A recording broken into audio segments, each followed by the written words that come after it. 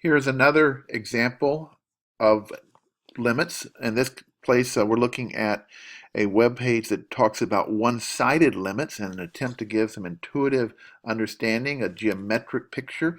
In this case, we have this graph, this very interesting, complicated graph that wiggles and jumps.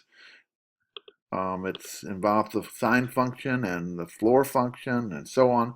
And the question we're going to ask is, what is the limit as x approaches 2 from the right side? If I plug in 2 here, you'll see that it's not clear what the value of 2 is. It's possible when I plug in a 2, I end up getting a height of 2, but it's also possible when I plug in a 2, I get a height of 1. I don't know what the value of 2 is in this function, but that's fine. What I want is the limit. Now, as x approaches 2 from the right, as I walk along this x-axis, along the red line, getting closer and closer to 2, what happens to my y values? My y values are up here. They're going to be in this green band.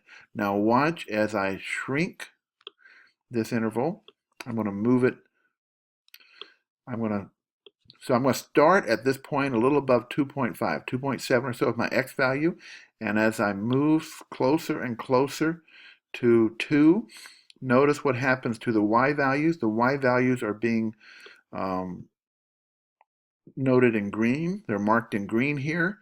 And my y values, what's happening to my y values? They're getting closer and closer to 2. So the limit as we approach from the right side is apparently 2. Again, I can start way out at 3, make x be 3, and I'm going to walk along this red line, plugging in x values. That'll give me points on the curve. That will give me y values in green. And so as I get closer and closer to 2, what happens to my y values in green? They get closer and closer to 2. On the other hand, we might have a left-hand limit approaching from below. If we approach from below, so I'm going to, let's pull delta out a ways. Delta is 0.74. Delta is the distance from my targeted x value. As I move in, walking toward 2 from the left side, or from smaller x values, what will my limit be?